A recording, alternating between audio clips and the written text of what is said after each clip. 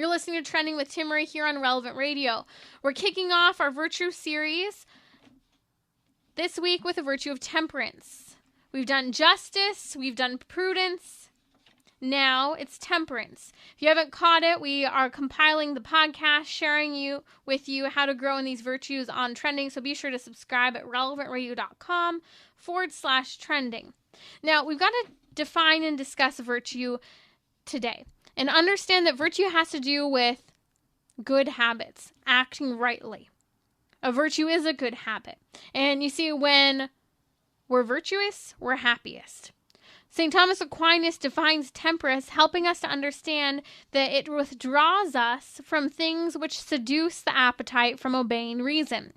So in other words, temperance has to do with moderating our behavior and taking our desires, those things that seduce us and entice us and appeal to our appetite, and have those things fall under reason.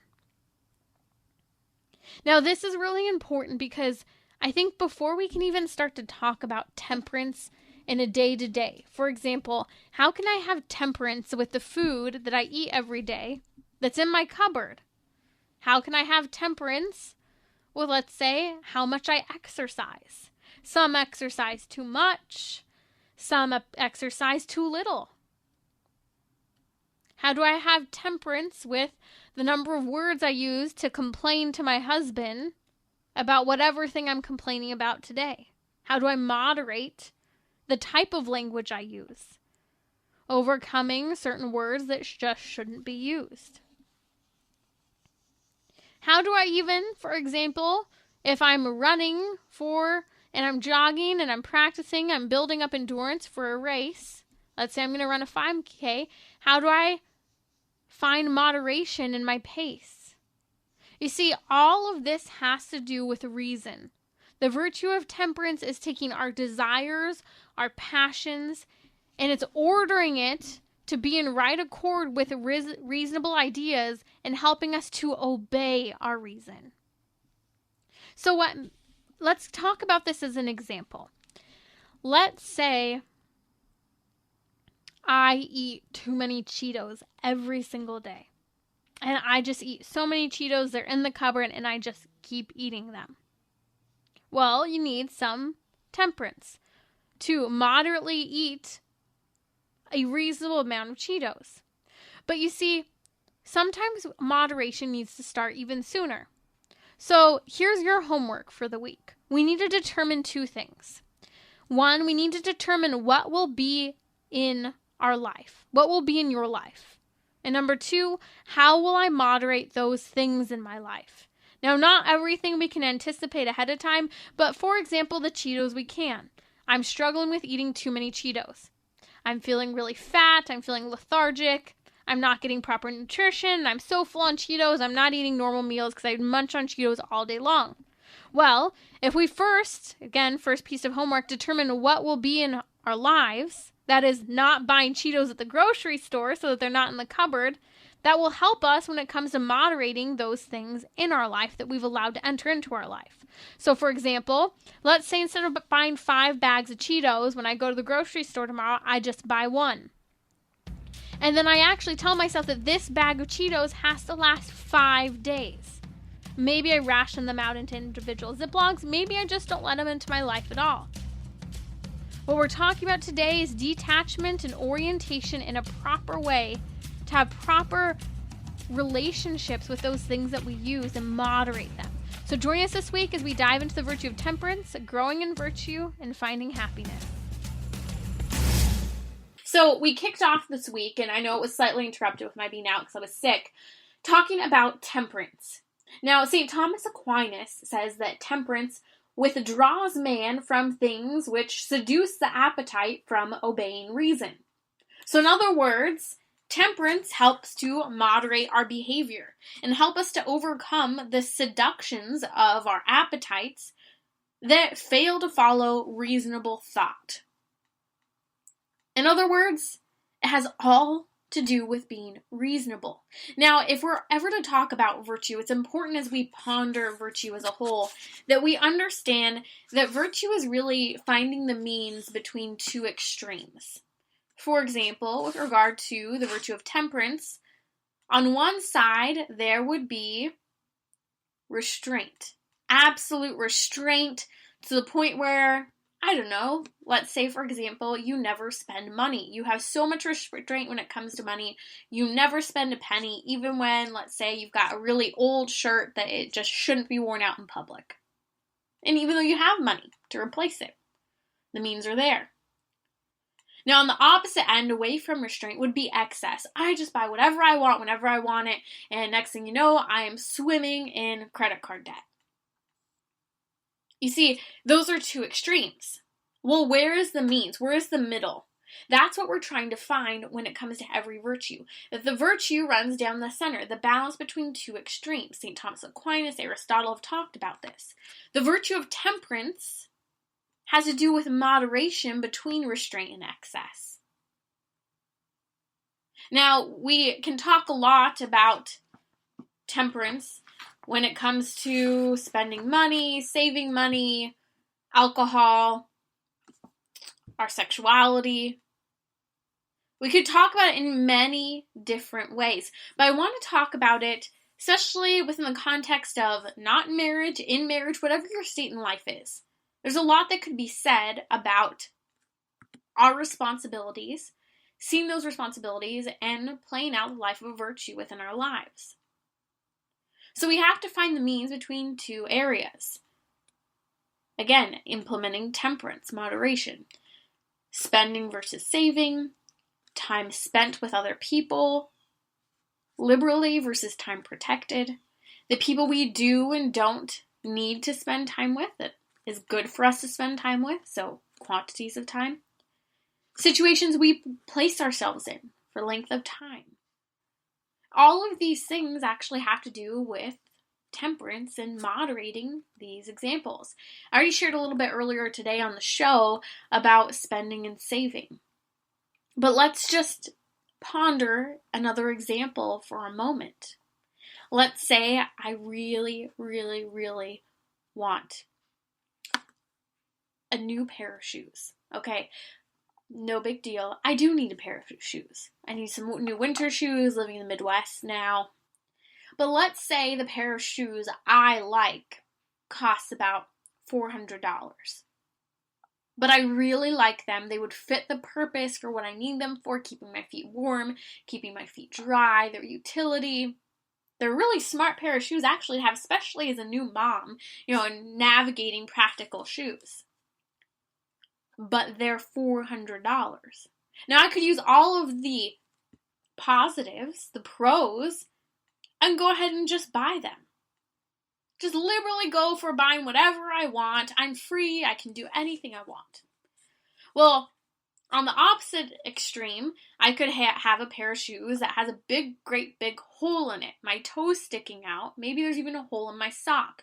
I'm walking around in these shoes and my feet are freezing to the point where I'm getting sick all the time because I won't just spend the money, stingy, on a pair of shoes I need. And ultimately what's happening is now I'm getting sick all of the time. I can't take care of my family because I'm always sick, and so on and so forth. Now again, these are two extremes. Or I could find a pair of shoes that check all the boxes, but that aren't $400. The reality is we could probably do this. Now that could mean that I buy a brand new pair of shoes that just doesn't cost $400, or I buy a pair of shoes that is a reasonable price, let's hope under $100. Sometimes it's not necessarily practical for a strong, sturdy winter shoe, but let's say I do, and maybe I can't afford that. There's always a thrift store. There are always resale shops online. I can find what is the moderate amount of money to spend, what is necessary for my need, but also possible based on my means, what I have, my capacity to spend. Let's also talk about this from the time spent and time protected with others. Great example of this that I think can be a real challenge today has to do with text messaging, social media, binge watching your favorite show. Let's see, what else could there be? You name it, whatever it is for you. Various things that we do on our technology, even talking on the phone and catching up with loved ones.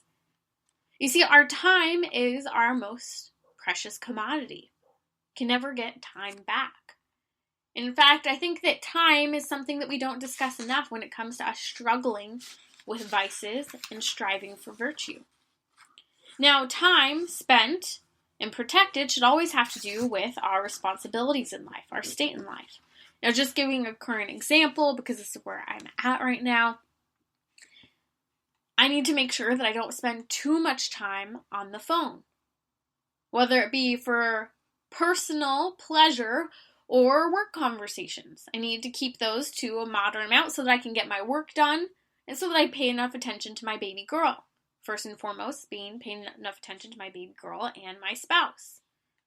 Now, that said, I might really, really miss some of my family members or even a friend from back in California. So I could just feel, well, I really miss them. I'm feeling sad and disconnected from everyone. I haven't really met a ton of people out here yet. And so I could justify day after day after day, maybe spending hours a day on the phone. But if I do that, I'm being negligible toward my responsibilities for the show, toward my responsibilities for my husband and making dinner and keeping the house clean, the responsibilities to my child for spending quality time with her, in the key developmental years, making her feel loved and cherished, meeting all of her needs of nourishment. You see, if we don't protect our time, we can fail in our responsibilities. If we don't protect our time, we'll never pray. If we don't protect our time, we'll never make it on time to church. Let's be real. It's one of my pet peeves when I personally don't get to church on time. I feel like I should just go at a different time. Like if I'm walking in and Mass has already started, even just by a little, I get really frustrated with myself. Why? Well, again, you don't need to be scrupulous, however, because things happen. However, we are able to moderate and have temperance when it comes to our time. Maybe I spent too long on my hair. Maybe I spent too long in bed and I should have gotten my butt up. Could also talk about this from the perspective of people we spend time with. There are people, maybe you have them in your life too, you love catching up with them. But if you spend more than a certain quantity of time, conversation, let's say I have one friend who I love her dearly, I love catching up, but if I had to limit how often I catch up with her, big reason why is because every time I'm with her, she just wants to gossip. Gossip about people we went to school with, gossip about people that she somehow knows in my life. And then next thing you know, it turns into this like negative soapbox about where she's at in her life. Now, Grant, you could say that the reason she's gossiping is because she's struggling and go around and around in circles about what's going on. Doesn't matter. I know if I spend a certain amount of time, it goes beyond just catching up and it goes into just wanting to gossip about people. And I could be really weak because, let's be real, we can all be interested and curious about those people we've interacted with in our lives, want to know their faults, failures, and their joys as well, of course, right? Okay, so this is a great example where I have to moderate the amount of time spent. Maybe I shouldn't spend time with this person if I'm really tired because I'm just going to be lazy and unaware, because sometimes I feel like I've got a sword and I'm having to like hack at various words she sends my way. Otherwise, I recognize it could go down a conversation hole that just should not happen. I mean, really, really shouldn't happen. So here's the reality. Restraining ourselves from good things can actually be really, really hard to do, even waiting for good things that we want. A great example of this is often, when you get that paycheck, you're like, oh great, I've got money. Maybe if you live paycheck to paycheck or whatever it might be, or even just you're excited. It's like a little kid again. Like, oh man, I just got $10 for an allowance. I gotta go spend this right away. Let's see how many Snicker bars and Butterfingers I can buy. It's like payday, ding, ding, ding, ding, ding, ding, ding.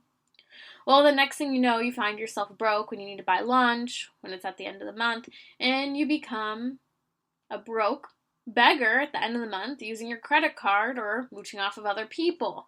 Or you have to go back to your parents who just got your allowance and say, I didn't have any money for lunch, even though that money maybe was specifically for lunch when you take a day to go hang out and play with a friend. So all of this in mind, we have to keep our vocational perspective first and foremost, especially when we're talking about marriage. Marriage requires us an even more intense level of virtue, a different type of virtue than perhaps we've been used to.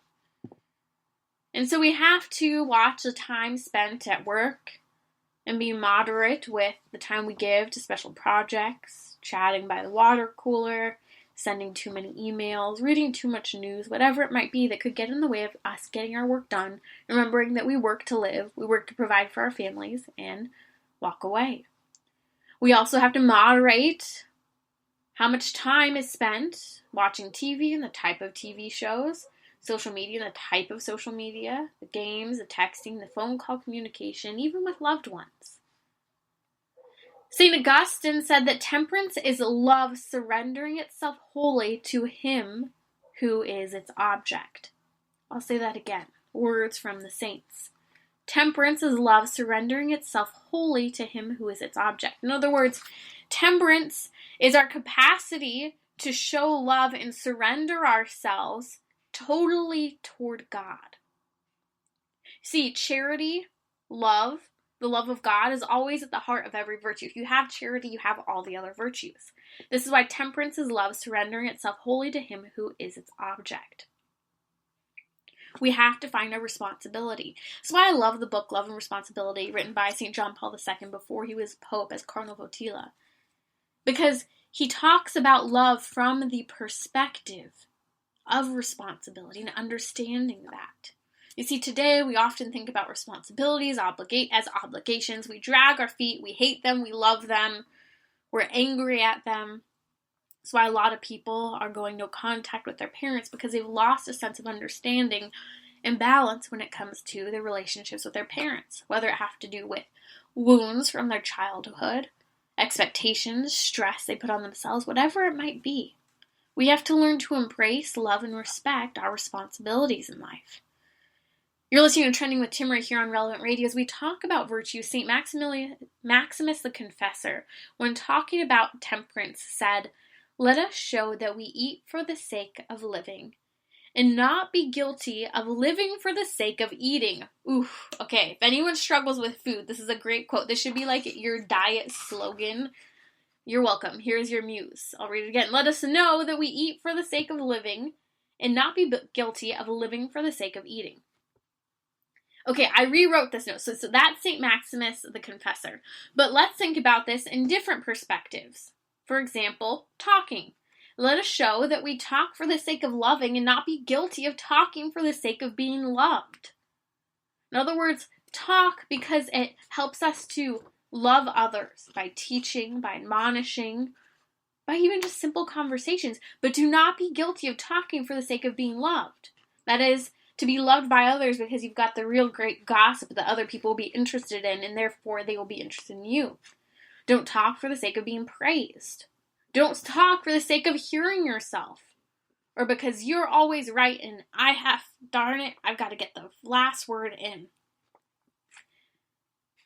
I also did another rewrite on this quote from St. Maximus the Confessor, because I was thinking about this in another way. Let us show that we watch for the sake of learning, and not be guilty of watching for the sake of possessing. This I think is really important because it has to do with everything from social media, TV, YouTube, TikTok, you name it. Let us show that we watch for the sake of learning and not be guilty of watching for the sake of possessing. This could touch us on the areas of jealousy and envy.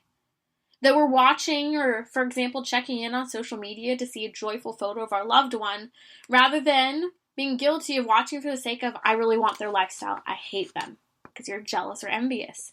Or just getting down in the dumps and depressed because you're comparing yourself to somewhere else. Well, they're here and I'm there, and I don't like that. Or for the sake of lusting, let's be real. TV, movies, social media, all kinds of videos can be a temptation. We're not watching for the sake of learning. Trust me, you have no need to watch porn for the sake of learning. You're watching for the sake of possessing, for lusting, for taking. Also, we have to remember that sometimes when we're watching even just simple good things on social media, movies, television, YouTube videos. I can't stand YouTube. It feels like such a waste of time. That realize when we're doing this, even if we're watching or engaging in good things, we can actually be stealing other people's time. How so? Well, based on our state in life, based on our responsibility. Maybe our spouse or a child has a right to our time. And so it's selfish time spent when it really belongs to others. You see, this is why charity is so important to all of the virtues. Because through charity, by charity, we show our love for one another. By charity, we're encouraged to practice the virtue of temperance. And so I encourage you, as we continue our virtue series on temperance tomorrow, please join us. But remember that temperance is what helps us to moderate between two extremes of restraint and excess. You're listening to Trending with Timmerie. I'll be back tomorrow. Now, take it off. Enjoy praying the family rosary across America. We've been walking through the virtue of temperance. Now, maybe you're wondering what on earth temperance is to begin with. Have you ever heard the expression, temper your passions, temper your emotions, temper your anger?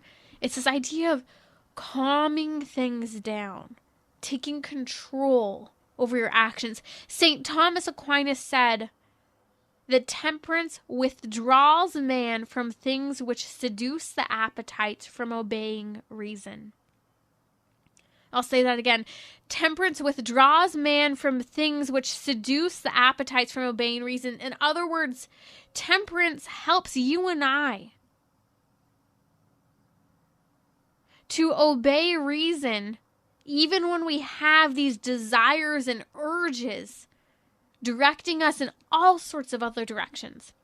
To have one more cookie, to finish that full bag of pretzels, to look at a little bit of pornography, to skip our prayers tonight and spend more time watching TV, reading, just laying on the couch having meaningless text message or phone conversations.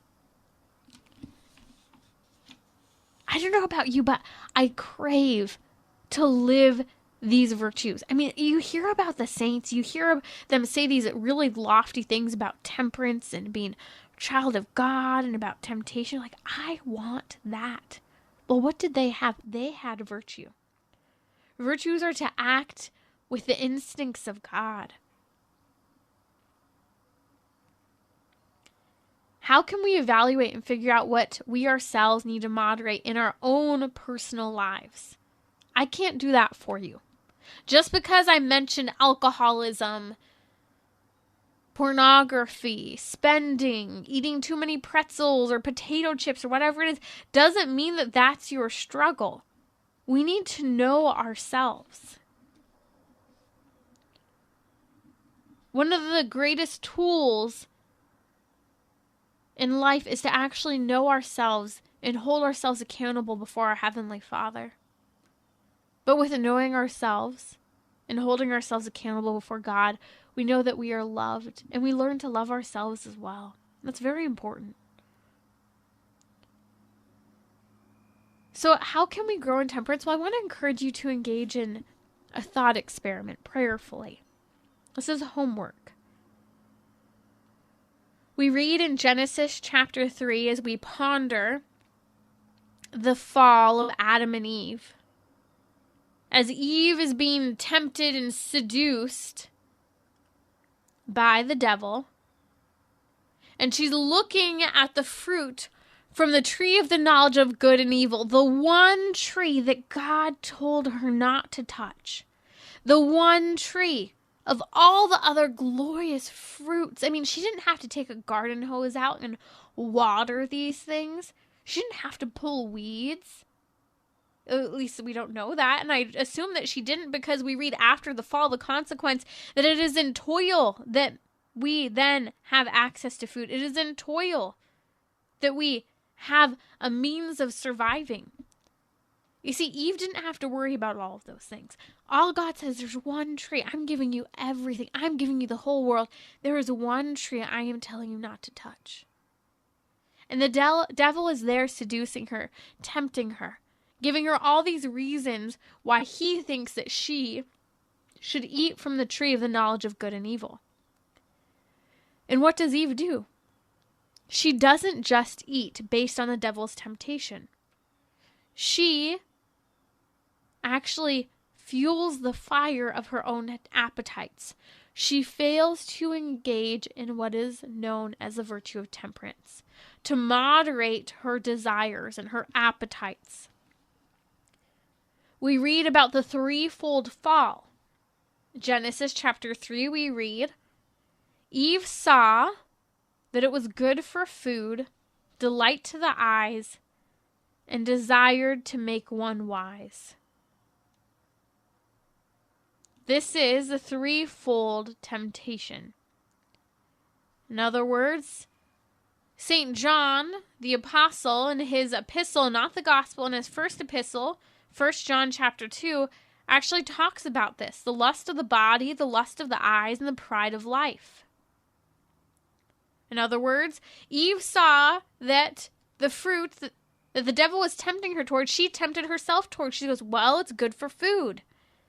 1 John refers to this as lust of the body, right? Desiring, following our own appetites. And that could be food, that could be physical intimacy, porn, all these different things. Then she saw that it was a delight to the eye. She had this lust of the eyes. How do we struggle with lust of our own eyes? Lust of the eyes, as St. John says in his epistle. And third, she desired to make one wise. It's a desire to make one wise. Pride of life. The question is, if we read Genesis chapter 3 and see this threefold temptation, and then we read 1 John chapter 2 about the lust of the body, lust of the eyes, and pride of life, where are we in this story? What temptations are we struggling with? What are we coming to the Lord with time and time again during our nightly examination of conscience?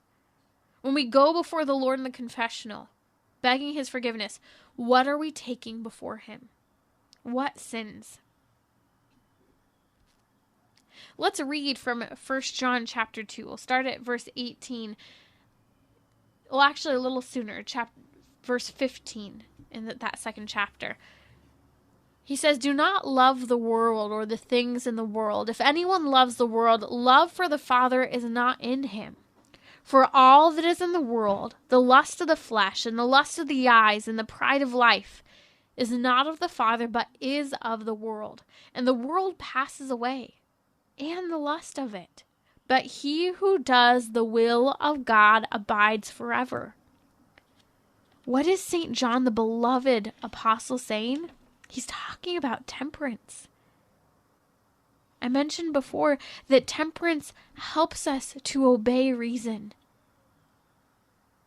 In our faith, natural law, the commandments of God are reasonable.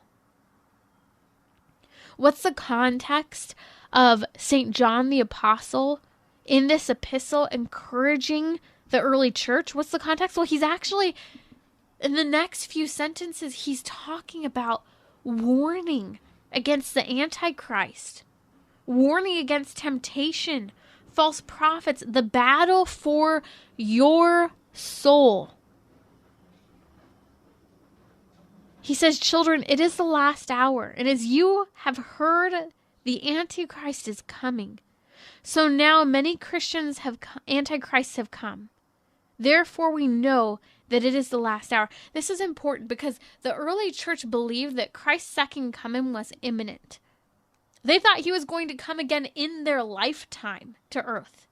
But they also knew that the Antichrist would come. And those are the people who deny that Jesus Christ is Lord.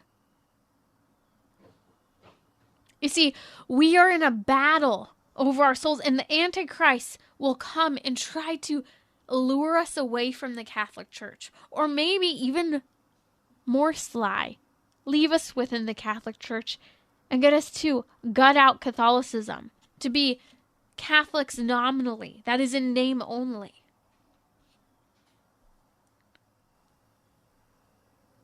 So again, how can we take the virtue of temperance more seriously in our lives? How can we take it seriously to begin with? As I mentioned before, that virtue of temperance is so important. It's one of the 4 cardinal virtues. What's a cardinal virtue? The cardinal virtues are the virtues upon which all the other virtues rest. And temperance itself has to do with reason. It has to do with the intellect. This is why it's so important that our consciences are well formed, that we're well educated and versed in the Catholic faith and all of its teachings.